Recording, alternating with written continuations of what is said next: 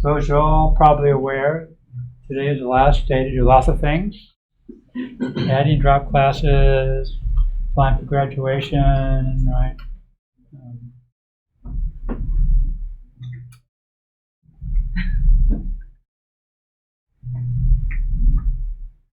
So let's see.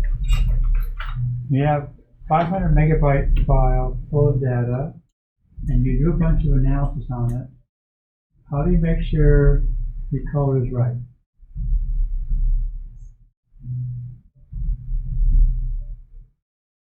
By testing your code on smaller chunks first. Yeah, you want to test it on smaller chunks for one, right? To make sure that we can actually know what the correct answer is, and then, of course, that's a little tricky because you may miss something, right? You also try sampling, right? Get a smaller sample. But the problem with that is you need to know what the sample is. Sometimes you can start cross-validating.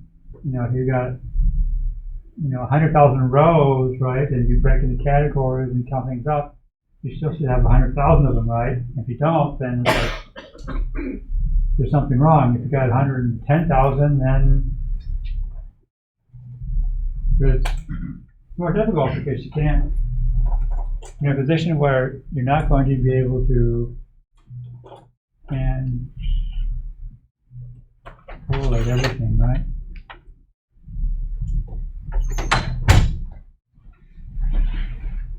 Which, of course, is a problem we have in an IO right now. How do you make sure that your data sources from all over the state, right?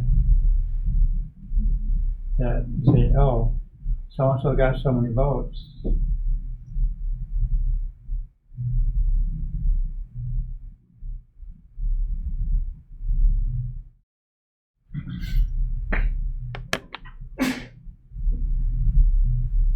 Any questions?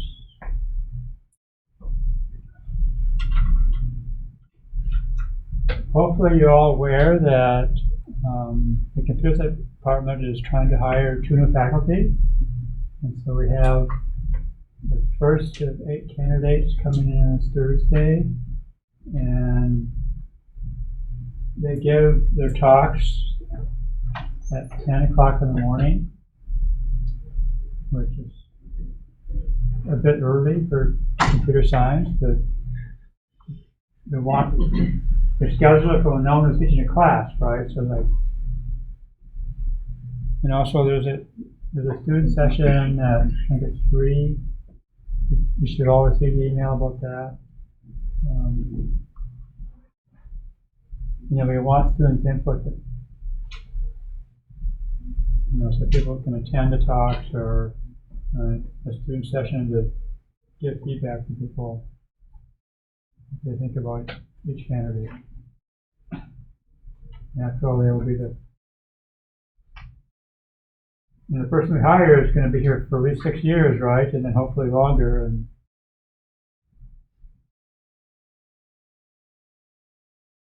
if you graduate this semester, it's not going to affect you, but it affects,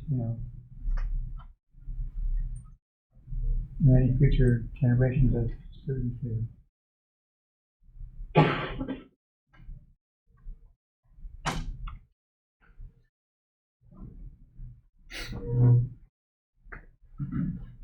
So last time we started talking about this iris data set where sorry to interrupt. I have one question regarding the first assignment. So the question says, how many tweets contain fake news? How many tweets contain fake news? Right. So is it the case sensitive? Like, are we supposed to find the tweets containing smaller case fake news as well? Or just the question is how many of them actually, how many tweets refer to fake news? And it could be, knowing Trump, it could be all capital letters, right? Or it could be, capital F, capital N, or it could just be lowercase, small one.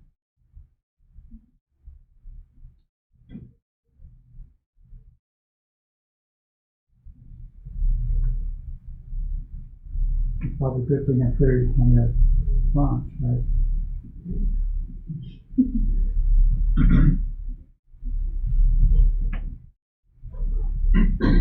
Any other questions?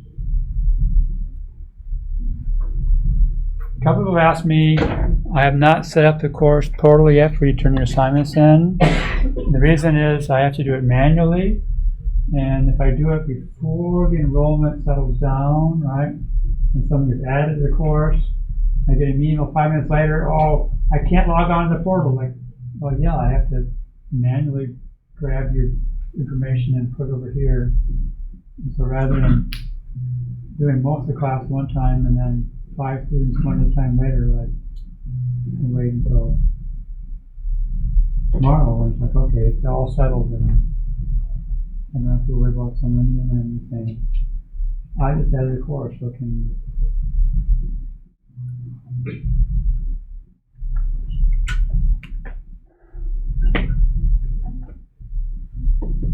like I said, we get a music background.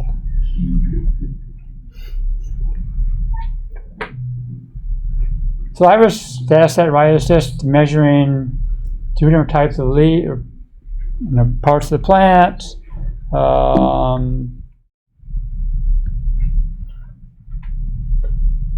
And right, there is a standard data set that people use all the time.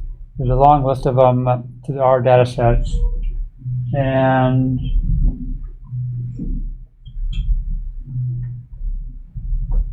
we've already done this, but I'm going to point out one little thing. The column headers, it's something dot something, right?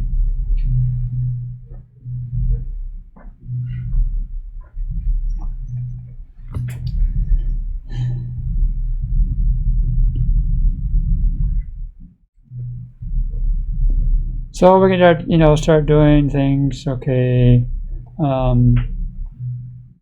we can start computing these ratios.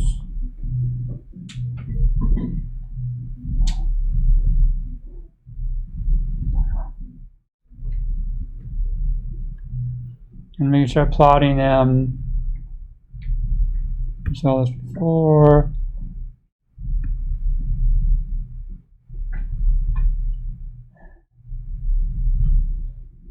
But now, remember, we could get columns by specifying the column header. The problem is now the header is the dot in it. And so that gets interpreted as not a part of a name, but again, it's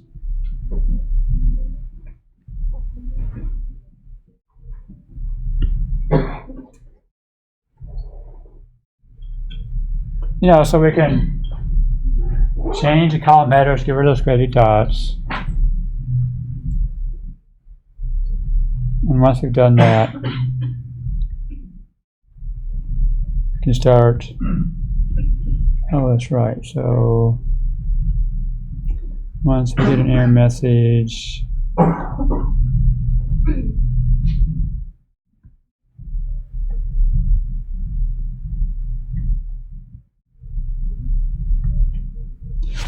no.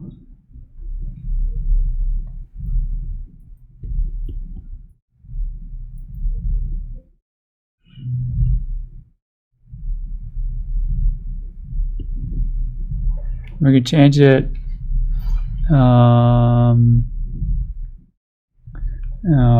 Because I can't run it from here. Can I? No.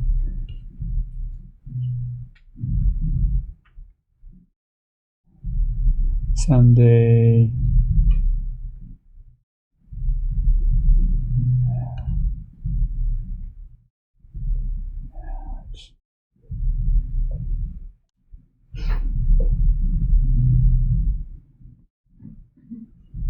So we can change it, right? Change it to column headers so we can actually use it.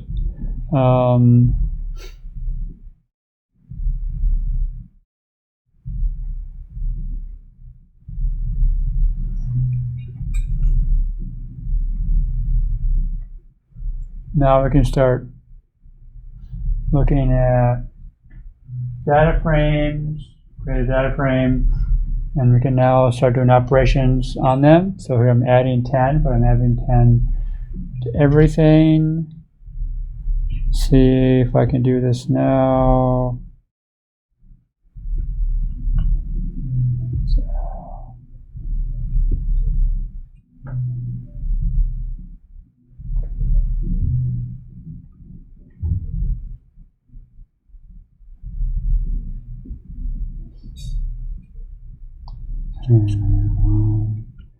So the problem is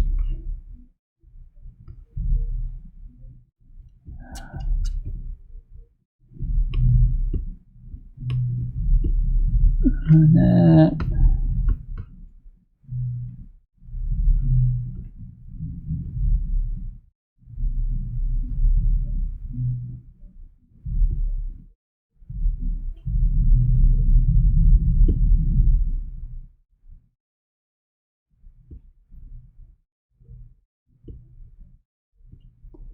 Okay.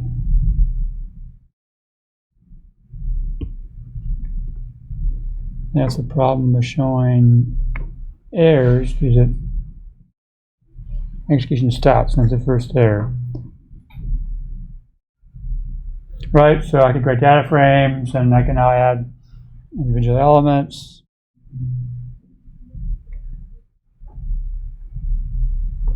We're going to, apply various operations to element by element. We can, add two data frames together.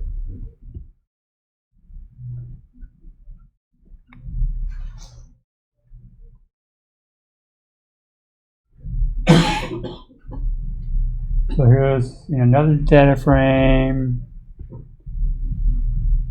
Create a series. Right, now I combine that series on.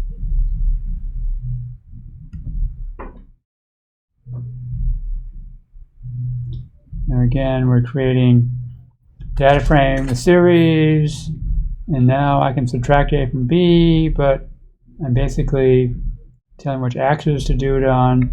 So I'm doing it on each column, so we're subtracting off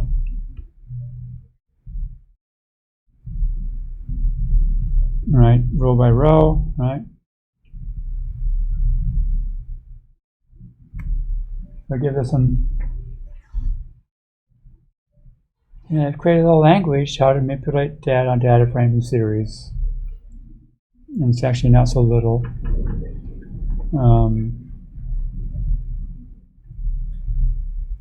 And it's one of those things where it doesn't matter whether you're MATLAB or Python, right, R, Julia, they all have data frames. And they all have a standard set of operations. Just the names will be slightly different. They not,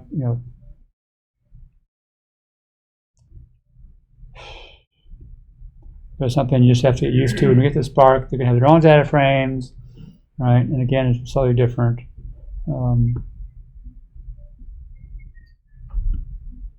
I'm going to talk about visualization. Oh, come on.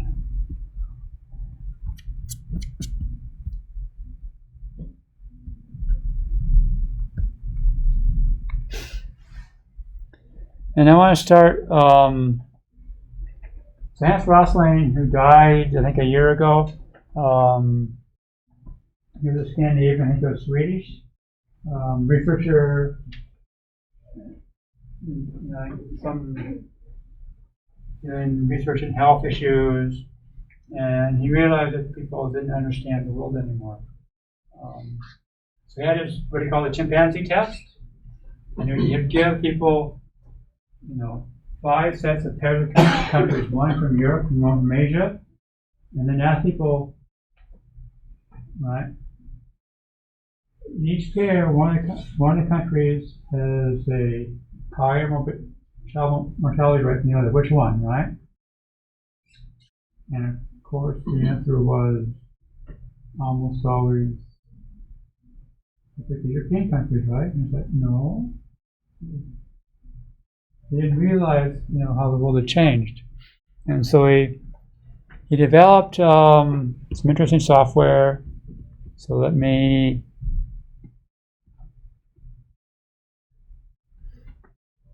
So what he's doing here is you can plot over time life expectancy, right, from 20 up to 80, and then annual income, and it's starting at 1800. And if we see that big one is China, which makes sense, and of course the other one has to be India, right? And let's see, can I find, oh, I got it right. No, it's Japan. It's sort of hard to find the United States right now, but let's see. So, Netherlands, highest income, longest lifespan, right?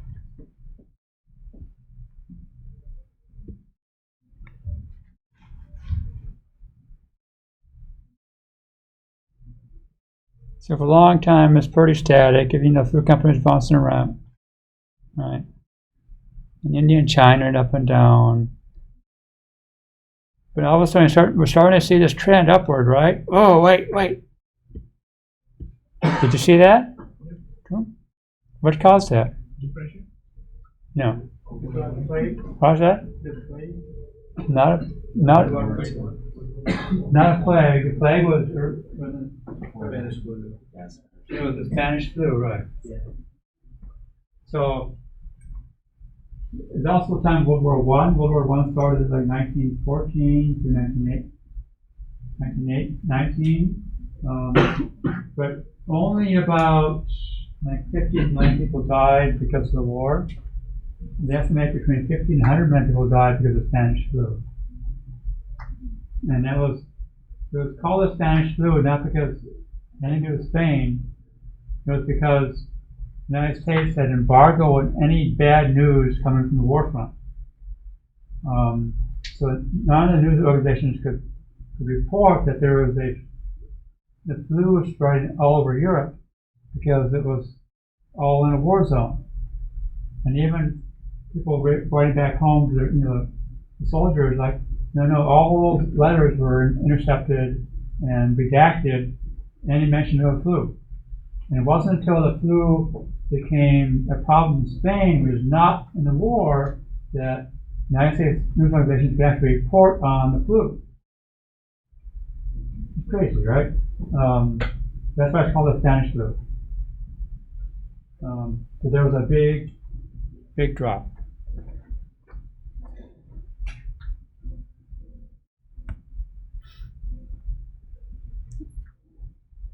And since World War II, right, it's all just income levels is going up and life expectancy is going way up.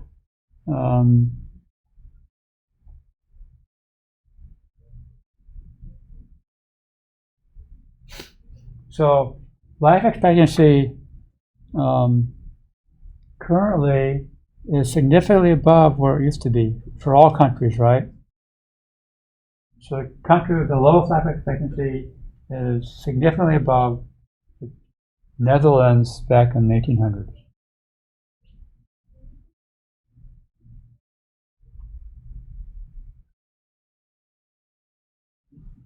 And still, Singapore, right, is one of the highest income level. Luxembourg,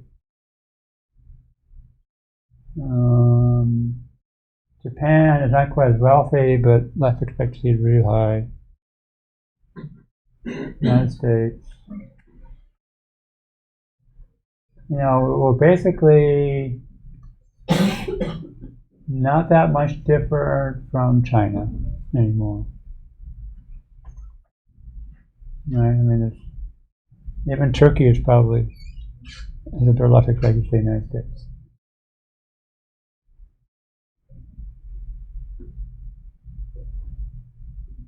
Good visualization tells you a lot, right?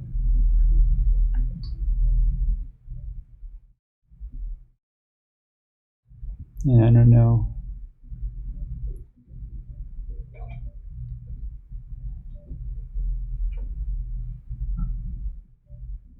Right, so even these affluent countries, right? I mean, that's pretty impressive given that Somalia is a constant state of war and anarchy, right? I mean, there's no government, there's nothing there.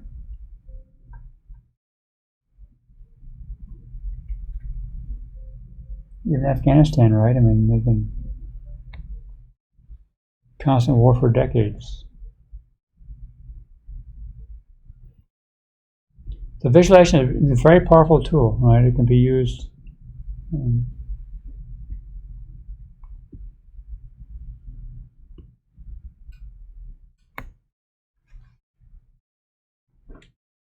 So there's a bunch of Python libraries to do plotting. One is Panda Plot, which is sort of built into the data frames, and then there's Matlit Plot, and I find the Seaborn. There's more, but these are some of the more common ones.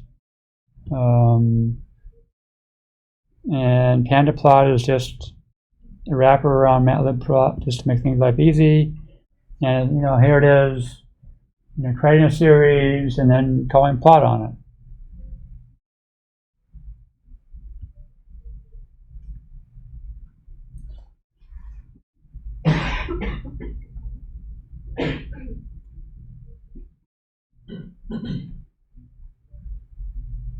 Now giving a data frame, right, with 2 rows, it's using each column, right, as there's 5 lines and there's 5 elements in each. 5 columns. Oops.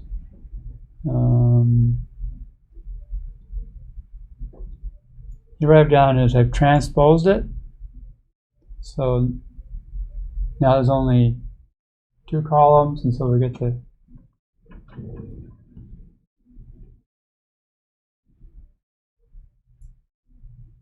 this is a call line, but it's the same default.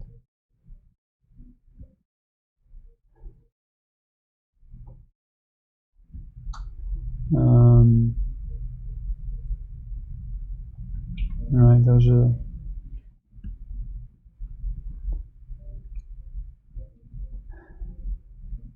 So there's a bunch of methods.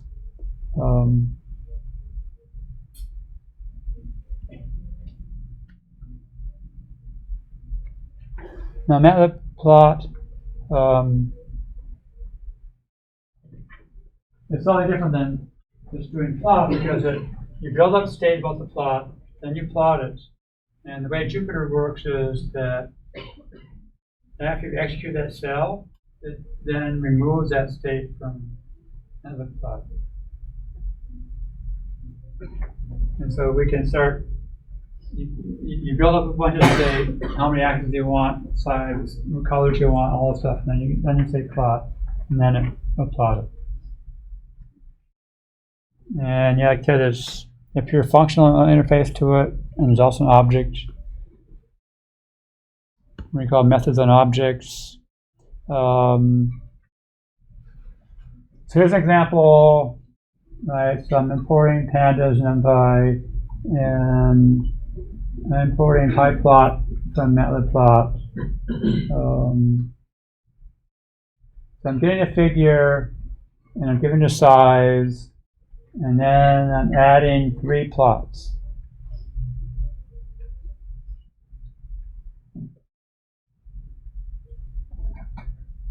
And then what I'm doing is, on the first plot, I'm giving it a histogram. Second plot, I'm doing a scatter plot. And then when I just say plot, it does it on the last one. And so I'm getting, a histogram, and I get 3 plots. So I'm building up state, here's what size I want, here's how many plots I want, what the plot should be, and then when I'm done, I can call plot.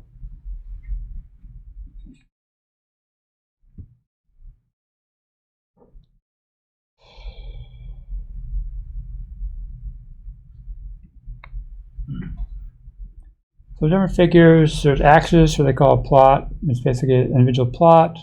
You have what's called artist, which is, that's,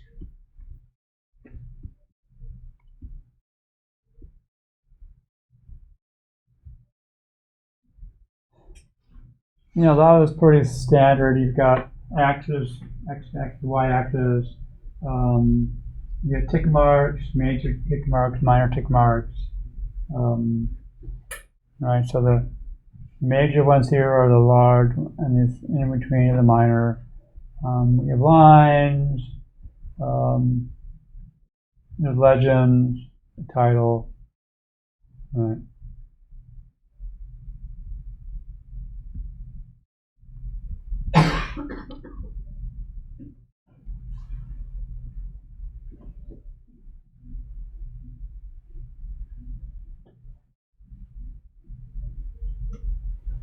So here I'm getting my plot, giving a subplot of a certain size, and then plot this curve. And the A range is basically going from 0 to 10 increments of 0.2, and that's why it looks fairly smooth. When you look closely, there are the jaggies.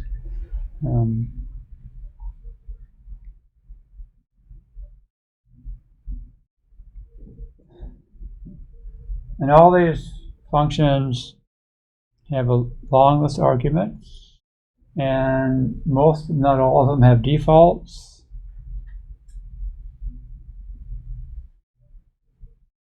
And the fun part are these star fig things, which basically a bunch more arguments you can put in there. And the only way to know is go look at the documentation and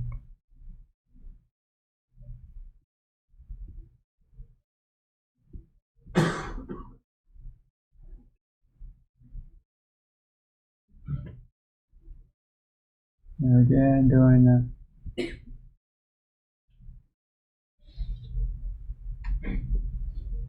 we can also save it to a file. So you may not find that interesting, but if you're writing a paper and you need the plot, having the plot in a Jupyter notebook doesn't do you much good.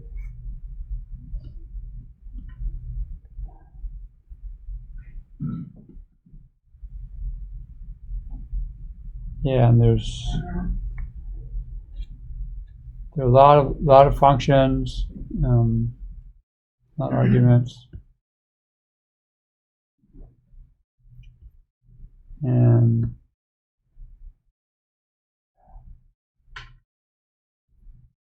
the documentation gives you all the arguments, and then all these crazy star things. There's a long list of properties that you can set.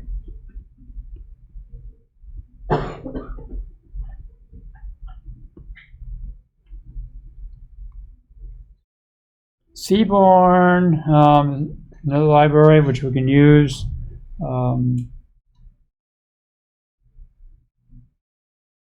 To do some more graphing. So here, have this file of Pokemon, which is all different types of Pokemons, and various types of Pokemons, right? Their attack and defense levels, and all these crazy things. At one point, there was some avid gamers that were in the class, and they knew what all that meant. It's like, yes. And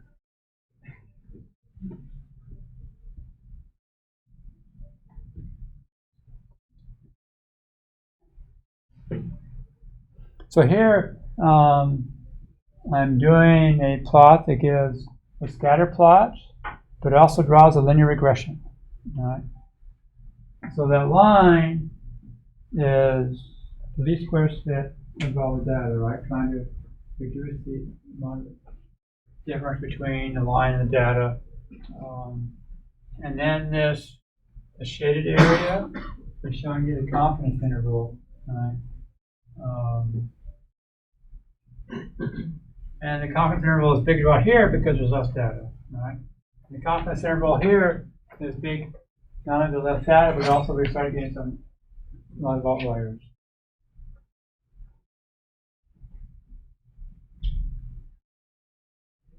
Of course, one thing it doesn't give us the linear model, so we don't know what the slope is, the coefficients are. We have to, and then there's,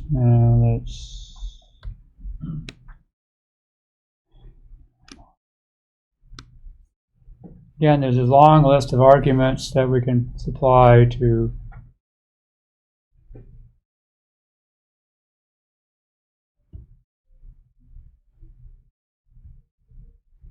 and now we should go back a little bigger.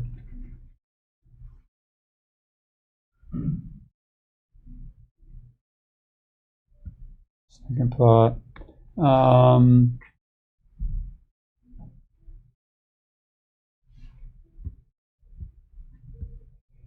Here I'm setting the aspect ratio. And once I do that, it's going to be constrained by the smallest dimension.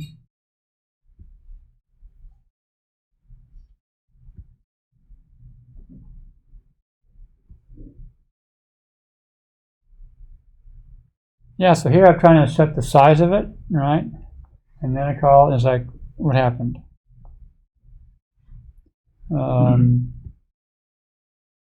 But it actually has three different ways, three different functions we can call to get to the linear regression. One is called RG plot, and again you get to see the same, but now the figure size does come through. Why one, not the other?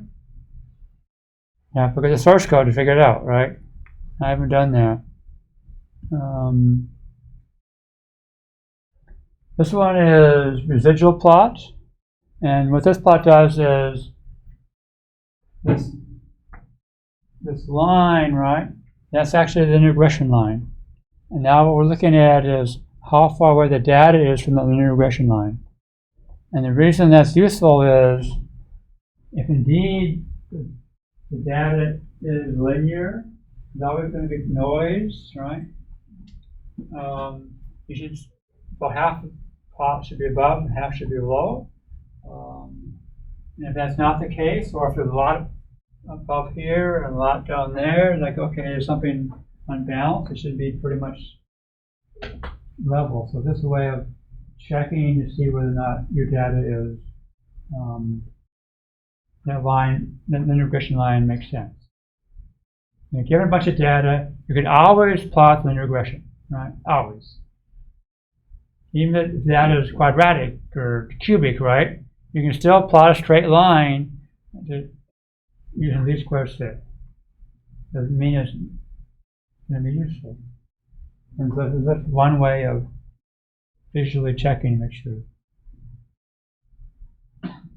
And we'll see later there's other ways, other measurements we could take to try and see how good a fit it is.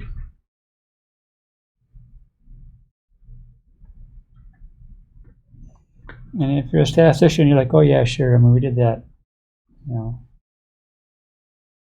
5 semesters ago, right?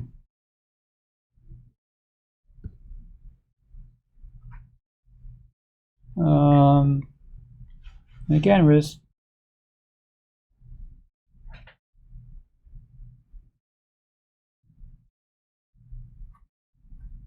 again, we're doing a scatter plot, but now we can color based upon certain parameters, right? So I don't want the regression line, and then I'm saying, okay, color it by the stage column, right?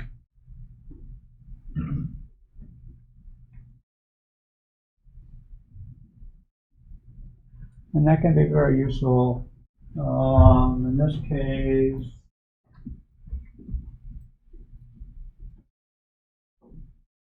well, there seems to be a lot more blue at the bottom.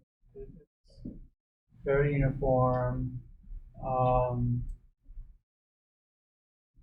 And then there's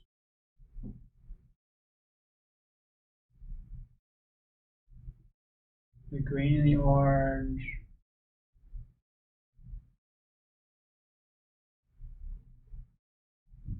Yeah, it's hard for me. We can start seeing how distributed.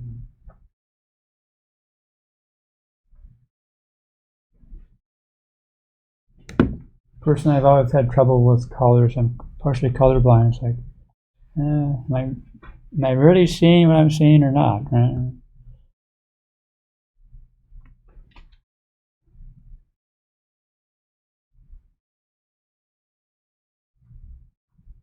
Right here, we're you're cutting the axis down.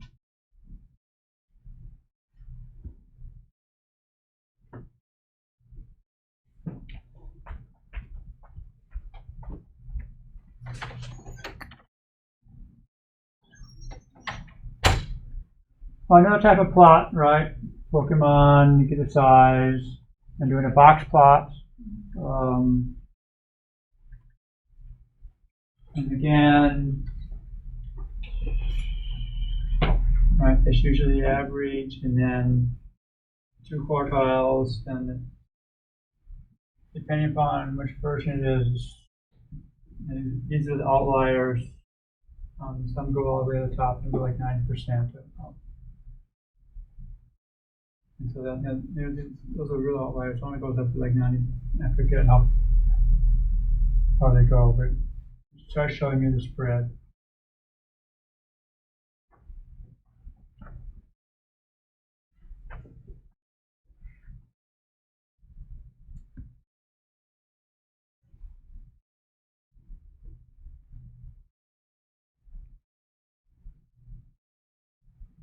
So we're going to start dropping columns, focusing on, so we're dropping these, and now we're going to plot the remaining columns.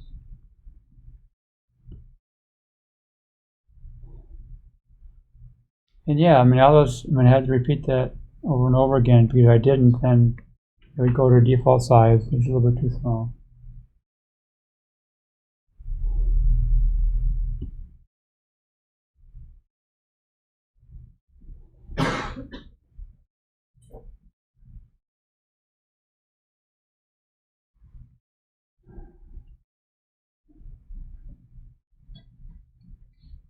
What's going on here is pair plot. It doesn't do one plot; it does a bunch of plots, right? And different types of plots.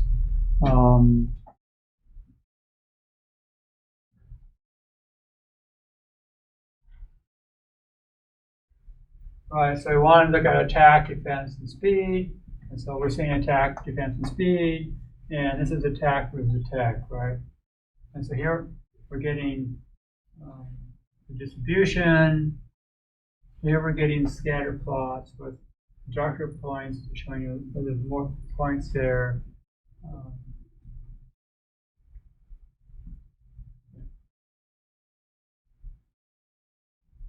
And the goal is, of course, these are just distributions, but here, seeing are these two somehow related? They seem to be. Whereas, these two is not. It's more diffuse. These are all bunched together. Those all bunched together. So you start in one plot, get to see multiple aspects, and try and figure out what relationships might actually exist between this together.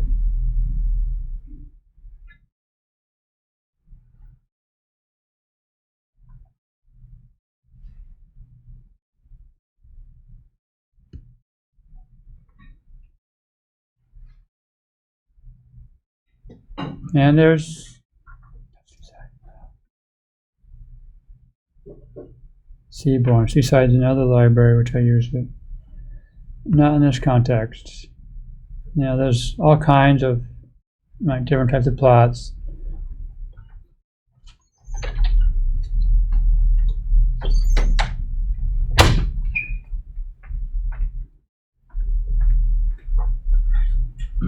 And there are themes we can use to get different colors, right?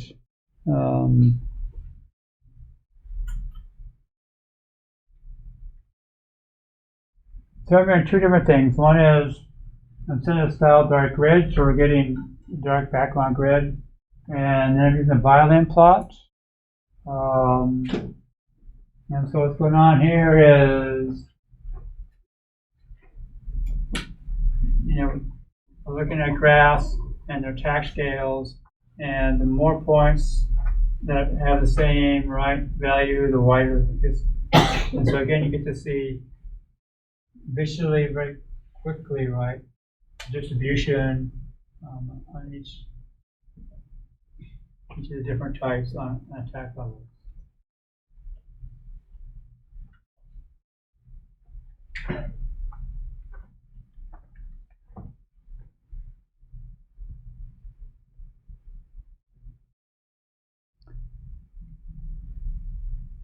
You have to pay attention to all the error messages you get. And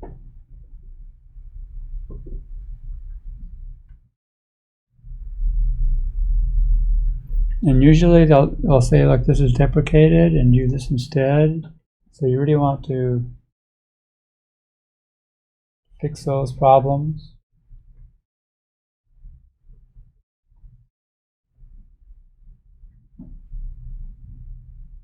Usually before we turned in this time at the end.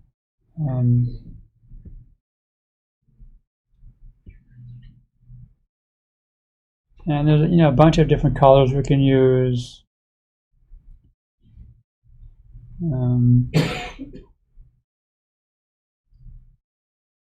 So I've changed the colors of the violin plots.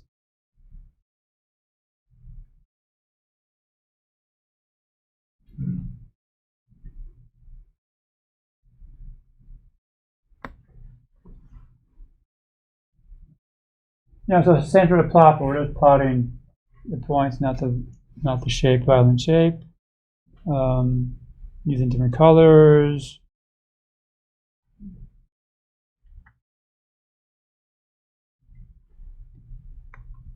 Violin plots.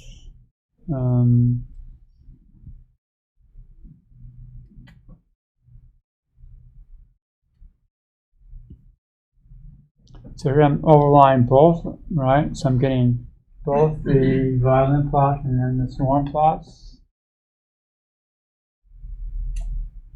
So we can, start stacking them up.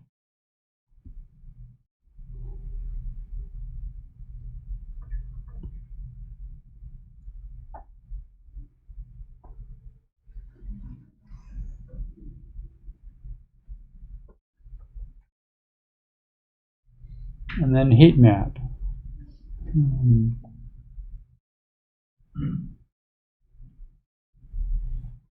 So here is the color scale. 0, none of them, all of them are white.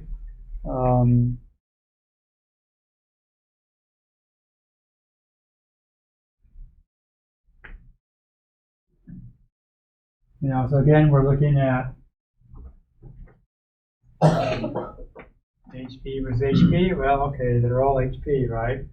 How many are HP and defense? It's like basically 0, right?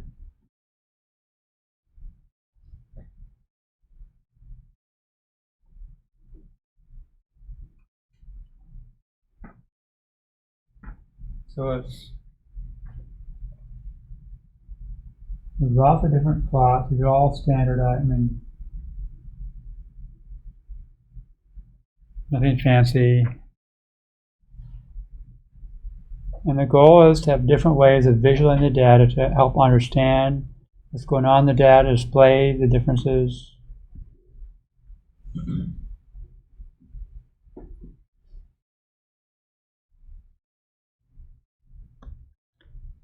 Distribution plot.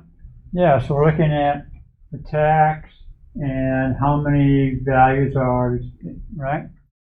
And then it also does a curve to approximate it.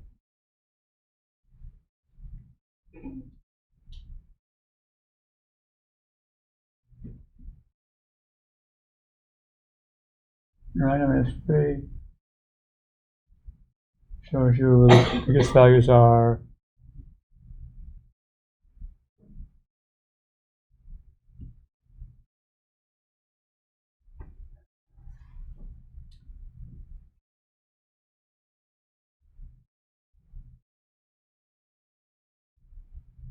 And another way of, counting them. So again, we're looking at each of the different types, grassfire, etc.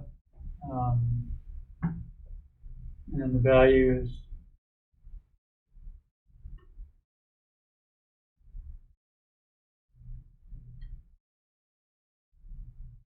And a set of different colors for each one.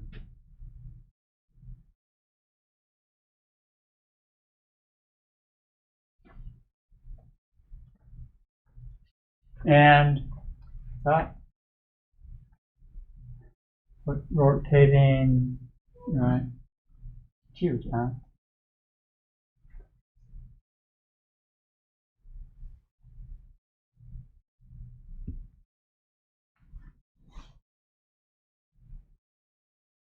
The join plots, we're looking at attack versus defense, right? But then we can actually look at the distribution on defense and distribution of attack right on the side.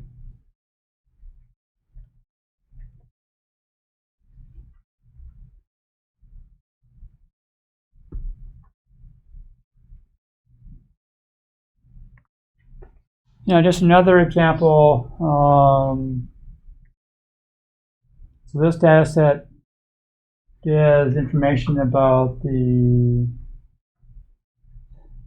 miles per gallon of various vehicles, right? So miles per gallon, how many cylinders in the car, how big the engine is, horsepower, how heavy it is, measure acceleration, year, where it's from, right, and the name of the car.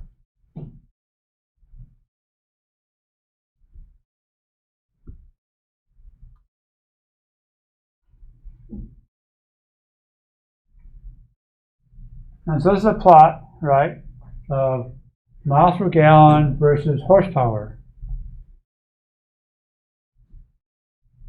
And the first thing, it's not linear, right? It's not like, oh, you double the horsepower, you cut the minutes.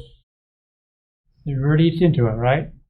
And that's why all those very gas efficient Japanese cars have no acceleration, right? You pay for that dearly. And also, oh look, we can now blue cars in the United States, and they're like, all of our range is just blue.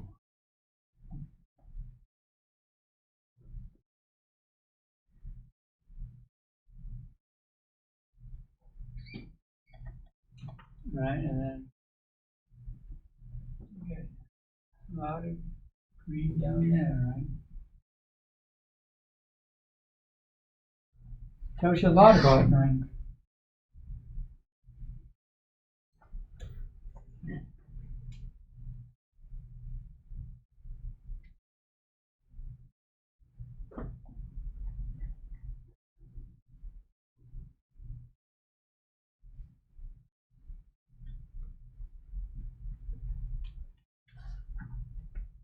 Yeah, a little bigger plot, the same size. Miles per gallon versus weight. That's not quite as bad as horsepower, right? But that's pretty. I mean, everyone knows that the heavier the car is, the more energy it's going to take to push it along.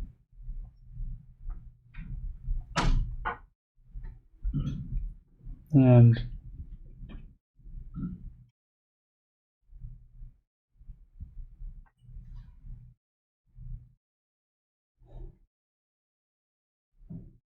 so here is, I'm doing a linear regression plot, miles per gallon given per year, right? And also the hue is the origin, so again, 3 areas. And you can definitely now see that the United States is just behind everybody. No, I mean, 1982, we did beat the 1968 Europeans and Japanese.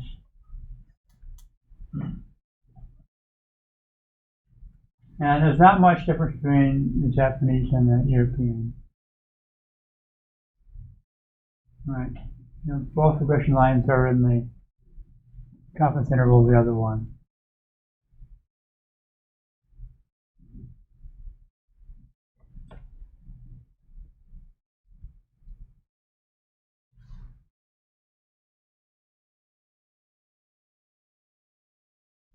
Right, you know, Boxplot, you know, on origin, miles per gallon, right. And again, clearly, United States the wrong end, and then now you can see the Japanese.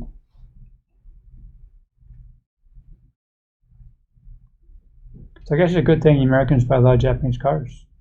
Yeah.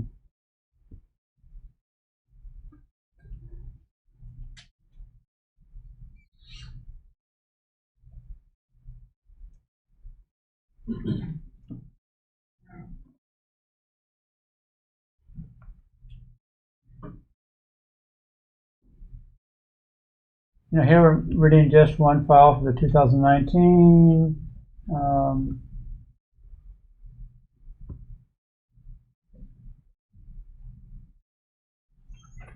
Looking at the various brands and I'm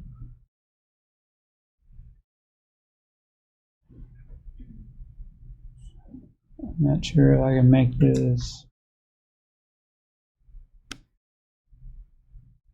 There's Toyota, although I'm looking for a little bit hard to read. I can't find Honda. What's that? It's all the way on the left. On the left. And yeah, one of the points of contention with Honda is that you look at Honda's median value, it's a lot higher than Toyota's. The Honda executives are always pissed off that Toyota got all the press because they had the Prius, but they also sell a lot of big trucks which hardly any gas mileage. And so that's why you start getting these outliers up here, but the mean is still below.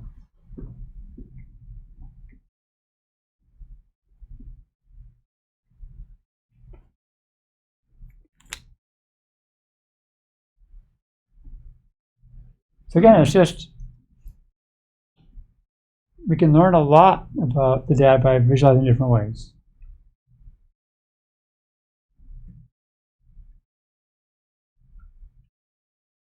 And this particular data set is of interest given that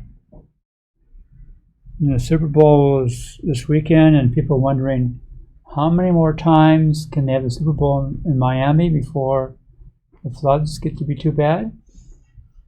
Because it's like, if you've ever been in Miami, if you've been in Florida, southern Florida, it's like flat, and sea rise is coming up, and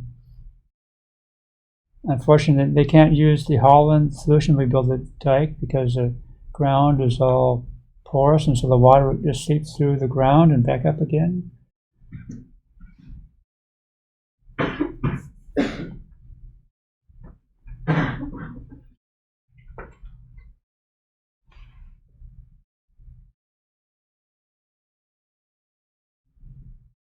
Right, so there are a lot of plots. I've showed you some, and you probably don't remember any details. But you'll learn a few of them when you're assignment 1 and more in assignment 2. And if you want to be a data scientist, you really have to, at some point, pick your poison, whether it's Python or MATLAB or R or whatever, and learn those tools. And it's a big, huge library set to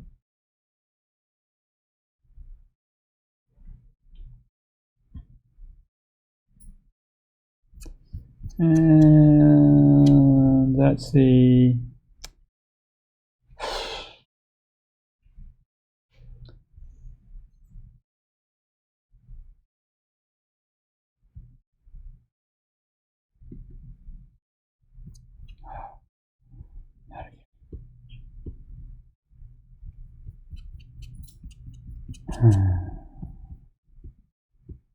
You have to select the cell and then start to slide.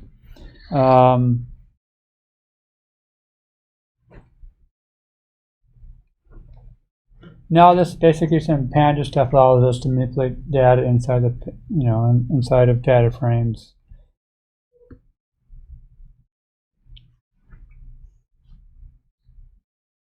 So I'm just, how do you deal with missing data, right? None.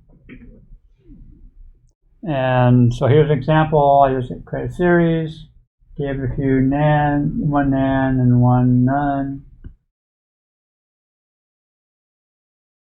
And then I can, ask for all things which are not null, and then I can basically use that index into it to get all the elements which are, right?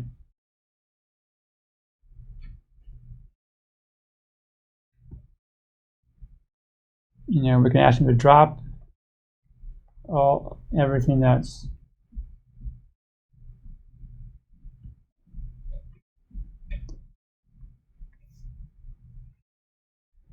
now DataFrame becomes slightly more interesting because now do I drop the rows and the columns that contain the net? If I do both, then what do I've got left? I've got one data point, right? I get 5.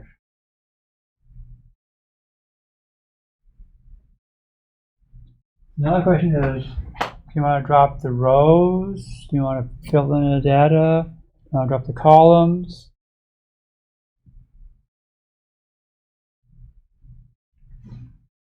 So when you ask drop any, it's going to drop the rows, right? So I get that middle row. Now, if I want the columns, I can say drop it, but tell it which axis to do it on.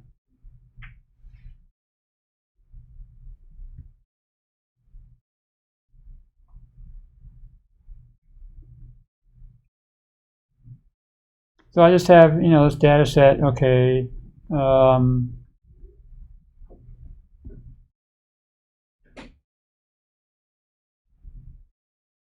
Now I'm saying drop the columns, but how? In this case, I'm just saying all, meaning only drop the column if all the data is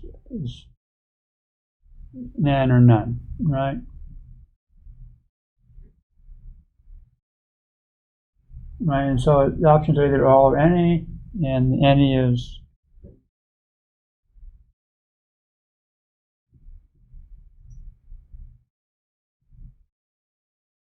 now we're saying drop the rows, but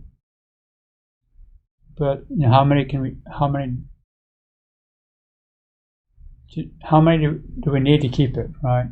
The problem is if too many things are missing, then it's okay, whatever, I can't deal with it, right?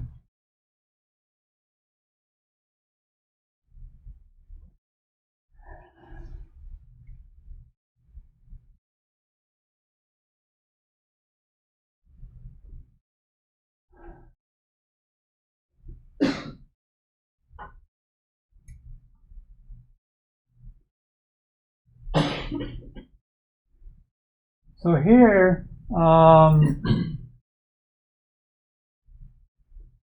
I created a hierarchical index. All right, so I gave it the char and an int index, right, and then the value.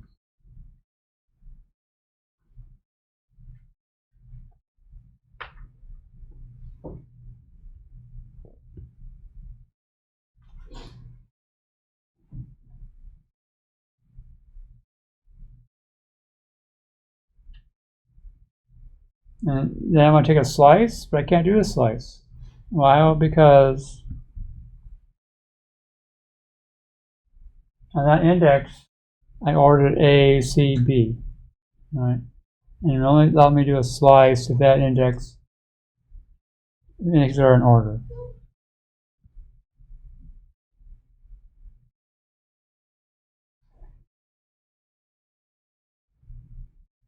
So now I sorted, right, and now this sorted.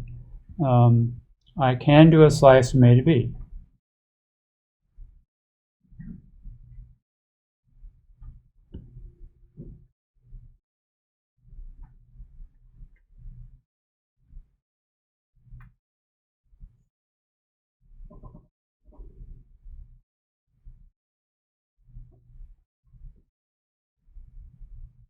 You know, 2 dimensions is easy to deal with, and we can like visualize it. I mean, 3 dimensions it gets hard because then it's like, oh,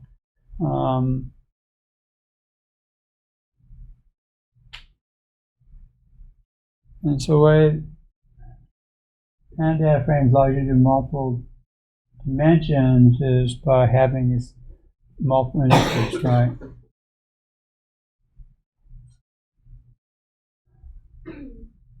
So here, right,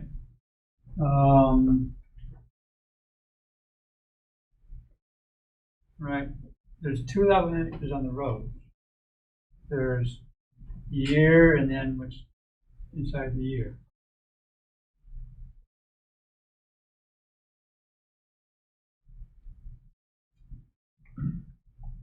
And then there's, you know, again, columns, there's 2 levels too, right? The subject and the type.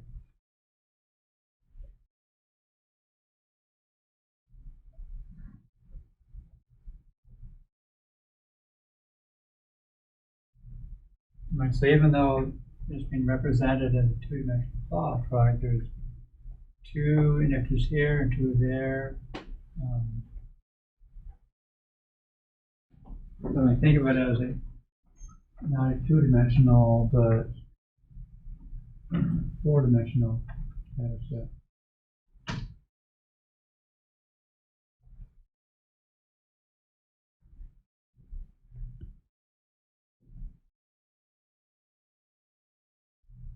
Right, just selecting for Bob, now I get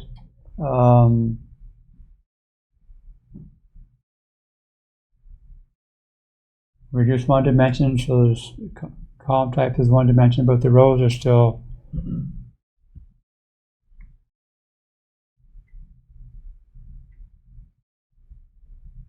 and there I'm selecting for the Bob slice, and then I can now compute the mean, and now I'm getting the mean for each of these columns.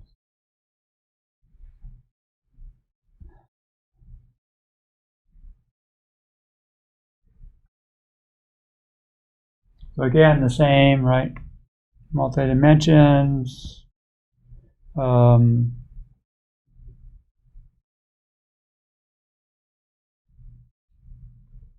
Give me the mean based on year, right? Now we're getting, right, 2003 for Bob, HR is 40, temp was, and just applying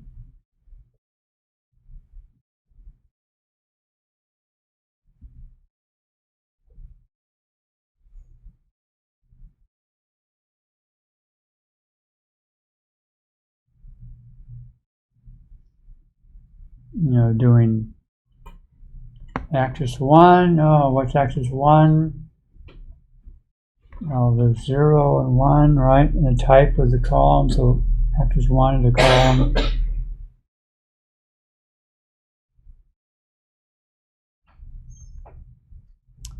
I'm not a fan of indexing like that. I'm always reminded of this famous incident. The French have their space program, and they've got their rockets, Ariane rockets, and at one point the rockets could hold 2 satellites. 0 and 1, right? And there was a time when they only had one satellite to launch, so they launched it. The rocket went off course. And why? The software people thought 0, 1, hardware people thought 0, 1, right? And so hardware guys told the software people it's in location 0. And the software was great. But they didn't agree. And the weight difference was enough to throw the rocket off course. And when it's going off course, at some point you just can't let all this rocket careening around the countryside, right? Full of rocket fuel. And so they blew it up. And it's like $100 million mistake, right?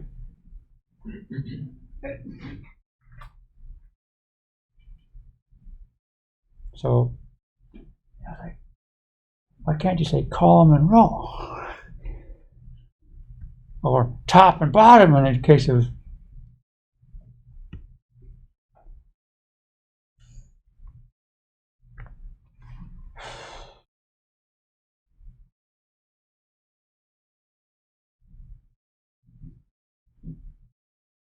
so taking two series, we can combine them, and it just adds at the end, right? And I conveniently made the index right, but you could have to re-index it.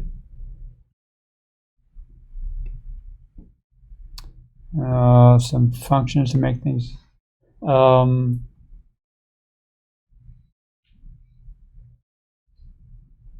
so all this does is you give it a number of columns you want.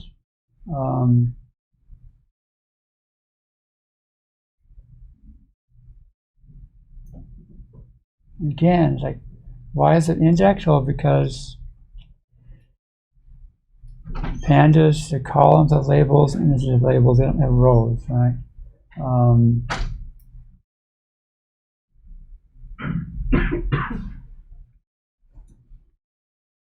And they print it out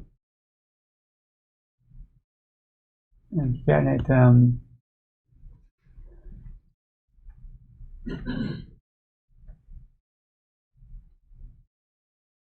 So I can create two of them, right? Two by two, and then I concatenate them, and the 2 by 2 it goes on the bottom, right?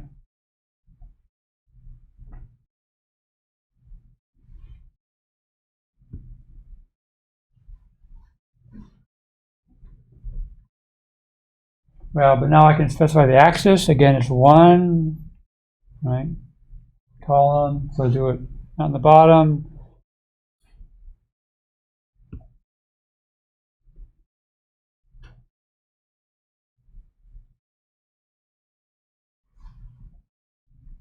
And so here I've got 2 of them again, but I gave them the same indices. What happens when I combine them?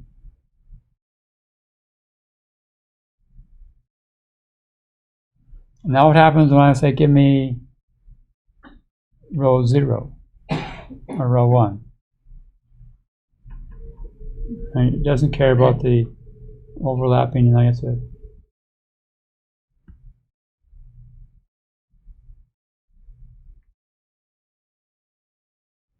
verify integrity. Now when I do it, I'll get an error message saying